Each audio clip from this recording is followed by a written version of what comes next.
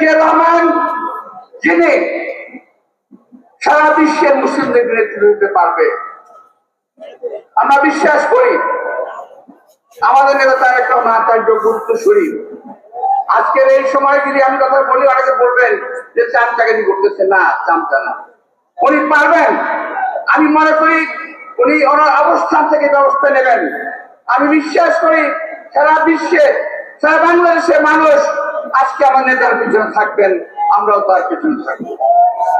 প্রিয় ভাইয়েরা, আমরা এই কথা বলে, এই সভা করে, সংহতি প্রকাশ করে সময় সেবন করতে পারি, কিন্তু কার্যকর পদক্ষেপ যদি আমরা না নেই, যদি জাতিসংঘ কার্যকর পদক্ষেপ না নেয়, যদি আমরা যারা এই সমস্ত অপকর্মের সহযোগী তাদের বিরুদ্ধে ব্যবস্থা যদি আমরা না নেই, ইসরায়েলের শাসন এই অত্যাচার চলতেই থাকবে এবং একে একে তারা মুসলিম রাজ্য রাষ্ট্রগুলোকে ধ্বংস করে দেবে।